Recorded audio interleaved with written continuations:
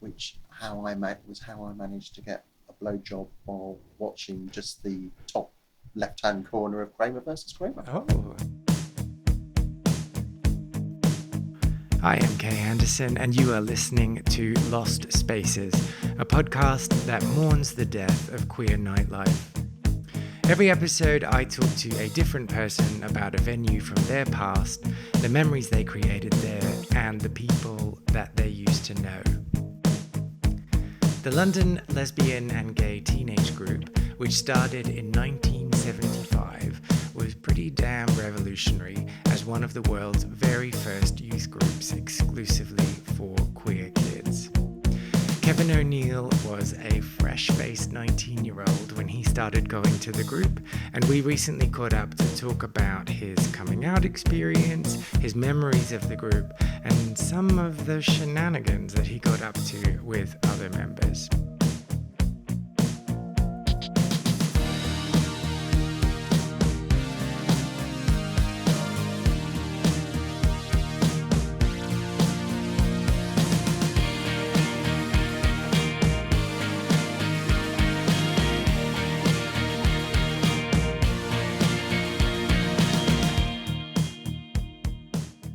I came out 1819, which meant that I came out... I thought you were saying like 1819, the year. What? Yes, I really am that old. Yeah, it was all the soldiers coming back from the Napoleonic Wars, and it was wonderful. It was a wonderful. You time. were there waving a flag. Yeah, exactly. Thank you. No, I came out at the age of. I came out to my mother just about a month before my 19th birthday. Mm-hmm. And this was in December of 1979. So I can run around telling people that I came out in my teens in the 70s. But really, I have to say that I came out when I was 19 in 1980. Because I told my mum, and in a huge row, and then I went out and told my mates from youth theatre. From youth theatre, I mean that's kind of a clue, right? Yes, definitely. And then kind of nothing really happened until after my birthday. I didn't have sex with a man until I was 19. So I came out to my mother before I had sex. But I knew I was gay. So that was more of like a big toe coming out of the closet and then... Yeah. And then the full yes. door swinging open was later on. Full door swinging open. Dredging memory. Actually, it was probably my 20th birthday. Yes, no, it would have been my 20th. When I'm still living at home, I have come out. I've started going to the London Gay Teenage Group. I've started going out to gay bars. Predominantly, the most frequent one for me then was the Black Cat. Mm-hmm. I'd made gay friends and had my 20th birthday, so invited friends over. So non-queer friends? A few. I had not completely lost touch with all my sixth form friends then. There was still one or two. Interestingly, the one or two who I was still friends with were the ones who were quite on the edge and marginalised. Like Claire and Pete the punks. Pete the carpenter. And his girlfriend Claire, who was at sixth form 1, who was really very clever and got lots of A-levels, despite the fact that everything was pierced and dyed and sticking up with soap. Used to make your hair stand up with soap. Like in the Mohawk. Yeah. How much soap does that take? I've got no idea. I never went down that route. In fact, I remember sixth form common room Claire coming in, really excited one morning, going, oh my God, Sid Vicious spat on me last night at the 100 Club. And I go, oh, wow. Yeah. Days before the internet. Days before the internet. So I then had this kind of afternoon tea party, strangely, where I got one or two of my sixth form friends together with my new gay friends, and invited them round to my parents' home. And that was your coming out party? And that was, I think this was 20, because I wouldn't have, in the space between coming out to my mum in December and having my 19th birthday in January, I nothing would have really changed. Because I came out to my mum, and she spoke to my elder sister, and my elder sister said, mum said, "Oh God, I don't know, should I tell your father?" And my elder sister said, "No, that's for Kevin to do." And I'm like, for fuck's sake. Why did she have to stick her oar in it? Now I've got this really difficult task that I have to come out to my father separately. And I'd not had a particularly good relationship with him. But in hindsight, was that a good thing, or was it just agonising and... Oh, fucking agonising. Oh, God. And it took, I can't say months for me to, it probably took two, maybe 3 months for me to pluck up the courage with this thing hanging over me. You've got to tell your dad. And so was it anticlimactic when you did come out, or was it everything? Well, having come out to my mum in a huge row. What was that, like throwing plates and "you made me this way"? No plate throwing, but what did involve "you made me this way." Yes, I did accuse my mum of making me gay. Oh, God. Dreadful thing to do. Yeah, no, I'd invited all of my youth theatre group back to my house for a post-show, run party. And Mum had said yes, permission was granted. We're having a good time. But my dad's been away on business and was really tired and wasn't going to have any of it. But he got Mum to throw us out. Yeah. He wouldn't do it directly himself. Oh, no. She had to do all the dirty work.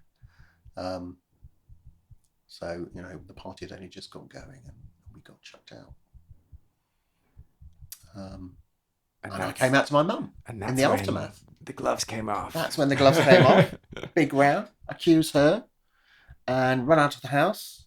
Catch up with youth theatre friends. And come out to them. And they were surprised, but fine about it. But so you just were like, "By the way, I'm gay," and then you ran off from your mum. Well, what the way I'm gay? It's your fault. Well, you got that in and then ran. But then, so what was it like coming home? Oh, I don't remember that. Oh, you don't remember? Because we found somewhere to go on to somebody else's flat and got pissed. Well, yeah, of course. Yeah. You're a teenager. I'm a teenager. I've just come out to my mum. I've just had a blazing row. I'm really wound up. What am I going to do? I'm going to smoke loads of cigarettes because we didn't smoke loads of dope back then, and get really, really pissed. But so when you did eventually come back, did you and your mum actually talk about what you'd said, or was it just like a la la la, let's pretend nothing happened? Half and half. There was a sorry about the row, I didn't mean it, that it's your fault, but I am gay. But I meant that. Yeah, I meant that. That bit is true. That bit has been true for a very, very long time. And what did she say? Oh, well, I spoke to your sister and she thinks that you have to tell Dad. So, and then there wasn't a huge discussion about it. Yeah. There were little bits of discussions about it. I don't know whether let's think. Did she actually do the old worried because of a life of loneliness trope? Maybe she didn't do that. It could have gone either way. I love you anyway, or both actually. Yeah. I love you anyway, but you're going to be really lonely. Little did I know that she was right. Oh. But so your dad then? So my dad then, yes. Telling him, what was that like? Completely the opposite. I'd had this thing hanging over me that I had to tell my dad, and one day I plucked up courage, and he was in the front room writing, because he used to run management training courses, so he was writing up the next course. And I just walked in and said, "Dad, I've got something to tell you," and he sat there and said, just kind of nodded, didn't respond much. And I just said, well, I'm gay. Probably said something else, but not much. He just sat there, didn't respond much. Silence.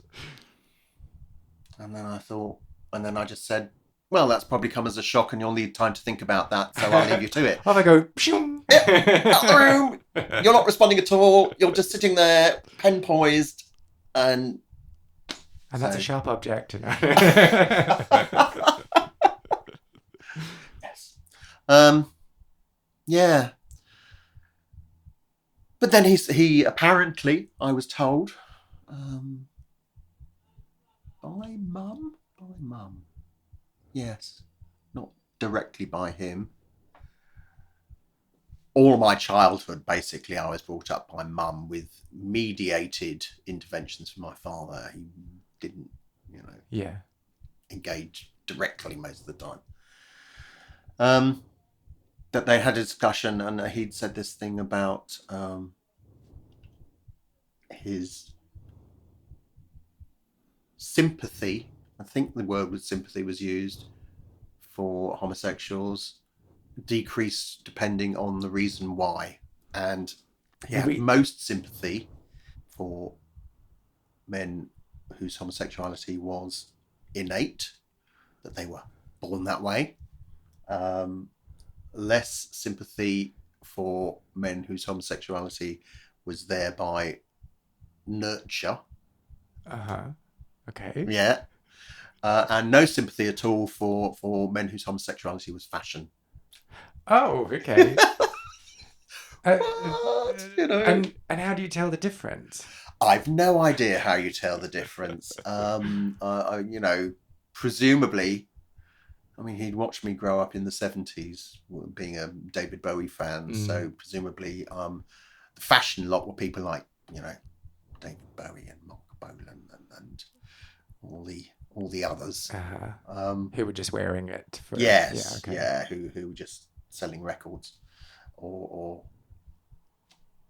selling culture. God knows who the innate ones. Maybe he had huge sympathy for the TV presenter who did the Generation Game with glasses on a chain. Can't help you. No, you're not from this country originally, and you're not old enough to have been there in the 70s either. Larry Grayson. Still means nothing to you.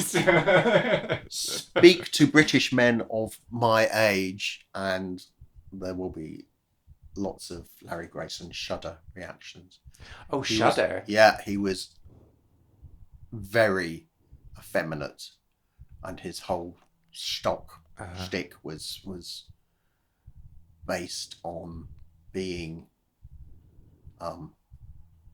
super camp, but with no edge whatsoever. So no threat, and a figure of fun that you could laugh at. Yeah. Which is really the only representation of queer men at that time anyway, right? There were one or two others who were quite camp and effeminate, had a slight edge to them. Back in the 60s, you'd had Kenneth Williams and Hugh Paddock on Around the Horn, doing Sandy and Jules.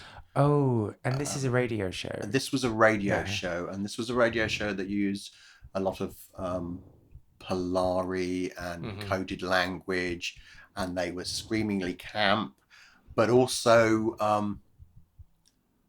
made sexual references. So it was there was kind of references within their act to fancying Okay. sailors Yeah. or something like that, Yeah.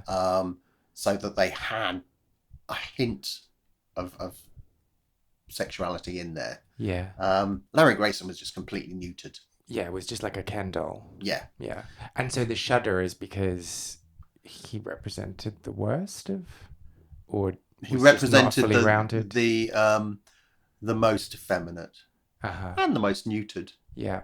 And so back to my original question, which was about coming out in London in the late 70s, early 80s.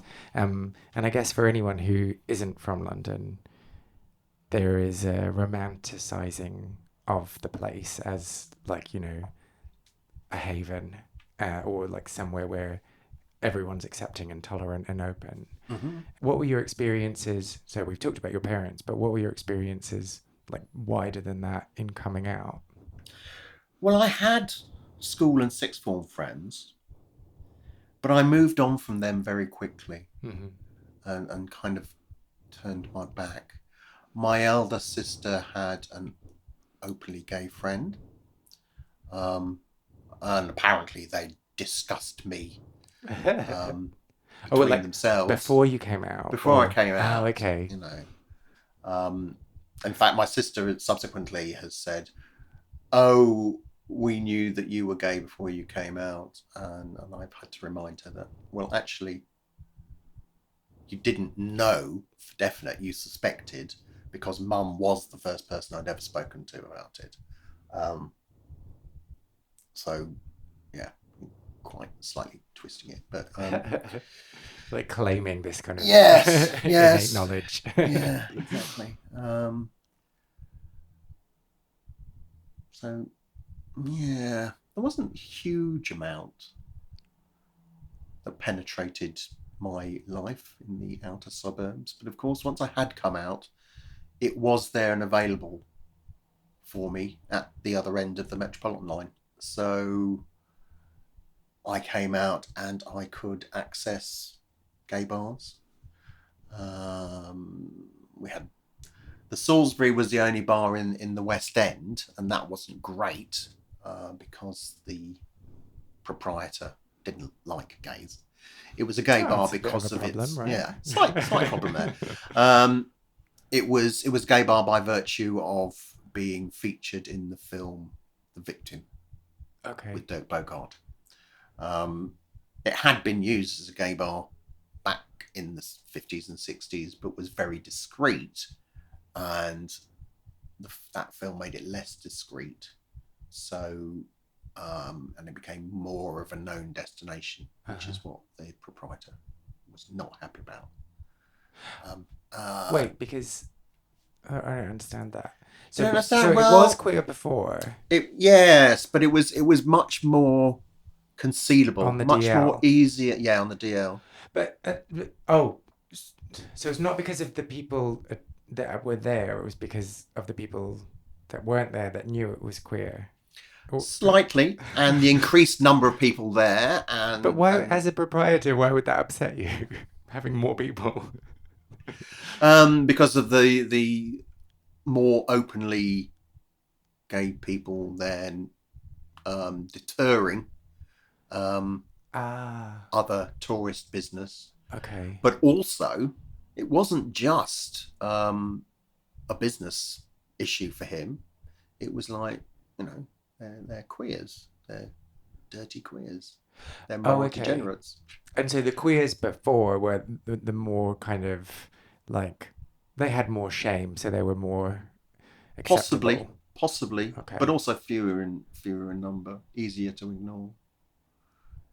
Okay. Oh, so there were also heterosexual people there. Sorry, I don't know. I wasn't there. I wasn't there in the 60s and 70s. Why don't you know all the answers to my questions? Anyway, it was the only gay bar in the centre of town.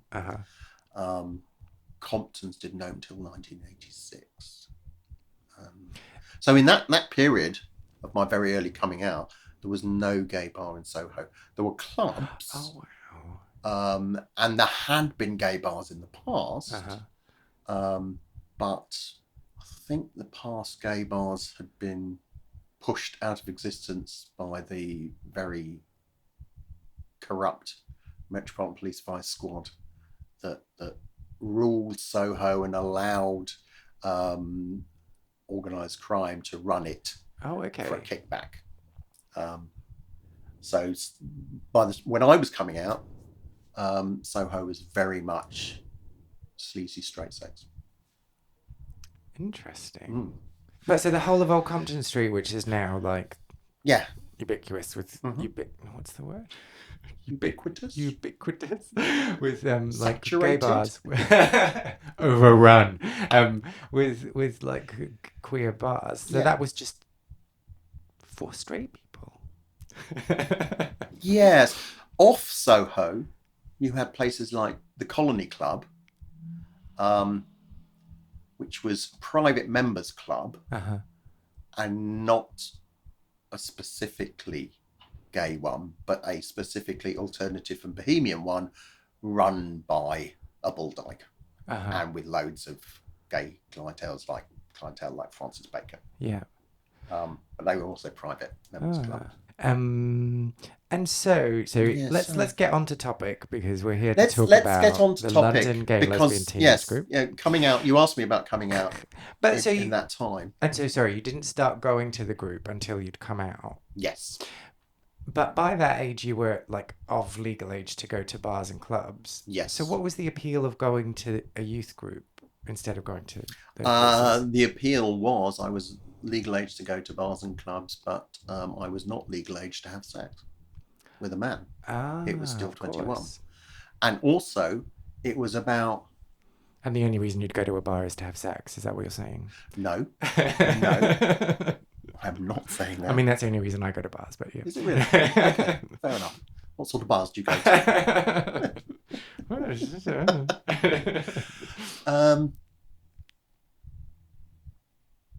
No, it gave me something another way of meeting gay people, that was not around bars, that was not around cruising, that was not around pickups.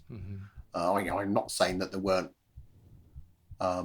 relationships and liaisons formed at the teenage group, but it was not about that. So that was the appeal for me. It did have age restrictions to it. Being an ILIA-funded club, it had to be over 16, but also with an age of consent of 21. That was the cap that was put on the club. So when you were 21, you no longer went, and that was about protecting the people who went there. Not in the sense of protecting them from predatory older men, but in the sense of protecting them from, you're over 21, you meet and hook up with someone who's 20, and that's illegal. That's breaking and the that's law, been facilitated at this club, which is funded by the local education authority. So that's slightly problematic. It was problematic. So it gave me that. And so do you remember the first time you went? I don't. Specifically. Well, let's move on to the next question. I can remember various times of going, but the specifics of the very first time I went, I don't remember. Well, I don't even remember how I found out about it. Oh, okay. Do you remember any of the feelings before you went? What was mixed up with the anticipation of going? Nervousness. Yeah, definitely. But obviously not enough nervousness to make the very first time particularly memorable. I think I have a vague memory of finding it difficult to locate. Because it was slightly recessed from the road of its address, and had a little garden in front of it, so there was kind of you're looking for a particular number, and Mm. you haven't got to the number, so you walk past the gate that's there, and then you get to another number which is higher than, and so Yeah. so there was confusion actually of finding the building. Yeah, because I guess it wouldn't have been signed. Like there wouldn't have been a sign. No, because it wasn't just Yeah. the London Gay Teenage Group. It was a space that had been rented out from somewhere else. Uh-huh. So it was. I think back then it was also a health-based NHS or community health organisation who had the main buildings. Uh-huh. But they also had a garden, and down the end of the garden was this single-story, 3-room building, which they rented out for groups to meet in. Mm. So, And one of those was the group you went to. and one of those was the London Gay Teenage Group. And so what would you expect to happen in a session at the group? Chatting, coffee drinking, smoking in the main. So it wasn't like a structured... There were structured events, Uh-huh. which I was just coming on to. Oh, okay, sorry. And then we would have talks. People would come and give us talks, or we might have some other kind of activities. Occasionally there was a club disco. So what do we have in the talks range? There was a wrestler called Kendo Nagasaki who always wore a mask when performing. And he was gay and in the closet during his career, which was predominantly 70s. So I think his career was over, but he came and gave a talk, possibly a little bit of a demo one time. With his wrestling singlet. With his wrestling, yeah. I think, and indeed, he did take his mask off and reveal that despite being Kendo Nagasaki, he was not Japanese. He was some white man. From the north. Oh God. A simpler time. We had Lisa Power, very well-known lesbian, deliberately non-separatist activist, founder of Stonewall and THT in later years. But lesbian activists came and gave us a talk, brought along a copy of The Joy of Lesbian Sex, told all the young girls there how useful and informative this book was. And were there demos this time as well? There were no demos, Okay. but there was a warning. She warned that, Joy of Lesbian Sex, very useful resource, but do not try the one that involves the hairdryer, the ribbon, and the feather. And that's all she said. I said, why? What's that? But I'm not going to say any more. And she refused to say any more, and left it completely up to our imaginations. And I've never got hold of a copy of The Joy of Lesbian Sex. So I don't know. So I if there's don't know what anyone out this there involves. listening that knows what it is, please get in touch. Exactly. And and that stayed with me for decades since. Thank you, Lisa Power. I have avoided the hairdryer, ribbon, and feather all these years. But please, what the fuck was it? Maybe she was vegan and against the use of animal products in order to... No, you're not. No. Okay. I have got no idea about her eating habits. I can guess at her munching habits. Okay, that was a cheap one. Who else do we? Oh, we had a camping weekend, which unfortunately clashed with my elder sister's 21st birthday party. So I missed the beginning of it. But And by the time you got there, everyone had already paid off. yeah, Oh, basically. damn it.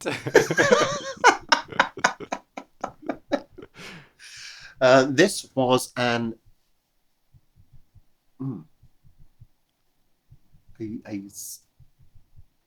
scouting campsite that Ilya had access to. I don't think it was a specifically Ilya-owned one, but it was out in Essex. And there were a scout camp in one corner of a large field, and we got shoved at the other end, other corner, and there was no mixing involved at all with So no one showed you how to queers. tie knots then? Not then, no, that came much later in life. Yeah, so I was not there for the first night, so the overexcitements and silliness of the first night passed me by, and the day after my sister's party, I borrowed my mum's car and drove out there and joined them for just the one night, Saturday night. Have I got any more stories from the teenage group about the brief dalliance, not a boyfriend, the brief dalliance I had with somebody who worked as a projectionist for the Odeon cinema chain in one of the big Odeons uptown, who invited me to come and see him at work. So I turned up one evening, just hanging out, chatting in the projection booth, which how I managed to get a blowjob while watching just the top left-hand corner of Kramer versus Kramer. Oh, yeah. Good film to get sucked off to. Yeah, exactly. Oscar winning it was. I think the blowjob was pretty reasonable as well. But so the people in the cinema just didn't see like a head bouncing up and down on the screen, did they? No. There was no shadowing. And thankfully nothing jammed in the projector at the time.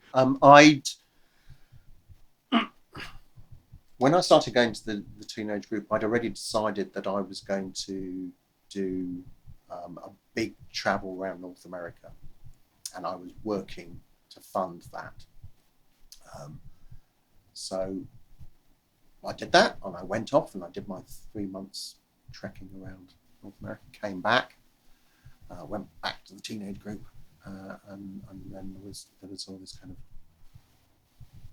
guilty stuff going on, because apparently while I was away, this guy had sex with somebody else in the group, and I'm kind of like thinking, what film did they see? But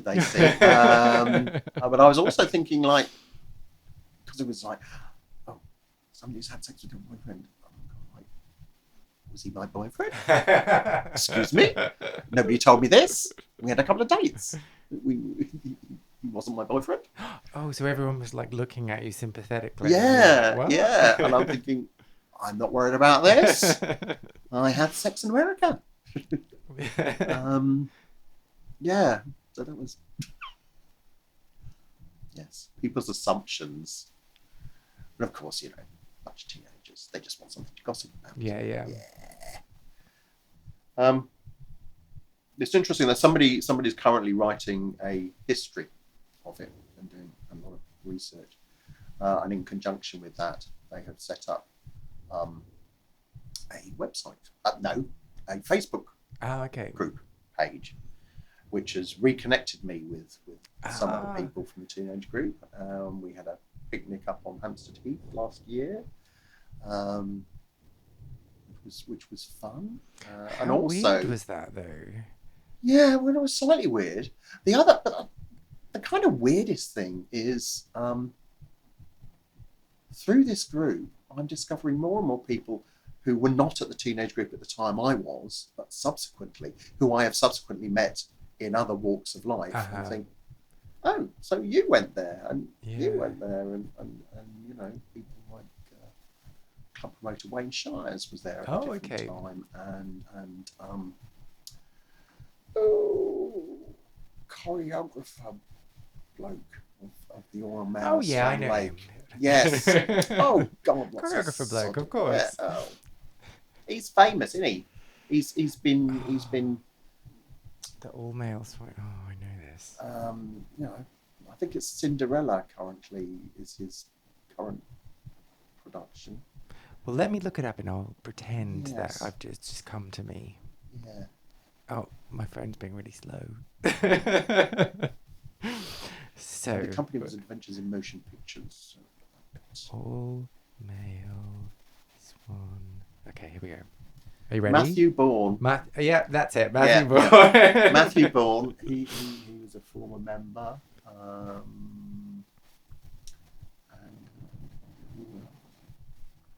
Jimmy Somerville was a member at the time I went. Not as regular as I was, but yeah, he would turn up to the occasional session. Yeah, before he was famous. Mm. But not the other members of Bronski Beat. Maybe. I don't know. But who knows who they are? Yeah. Who knows who Steve Bronski is?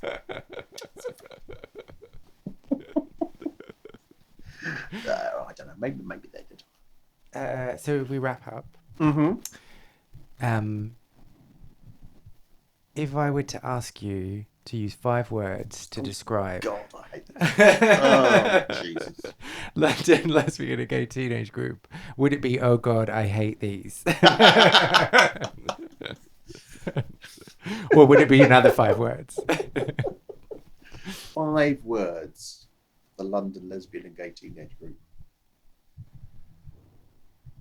Fun. Relaxed. Silly. Supportive.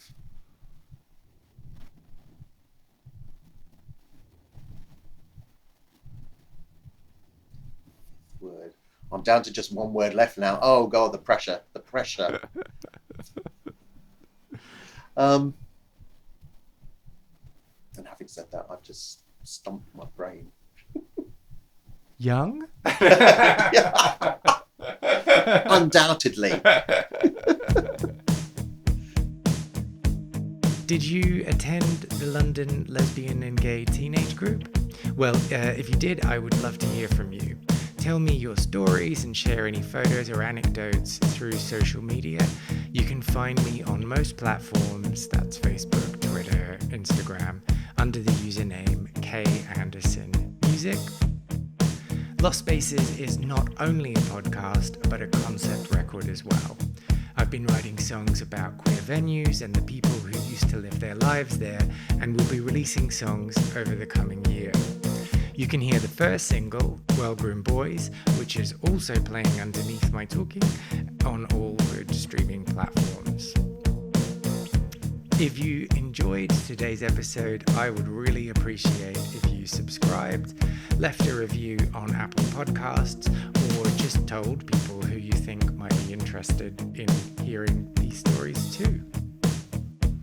I am Kay Anderson, and you have been listening to Lost Spaces.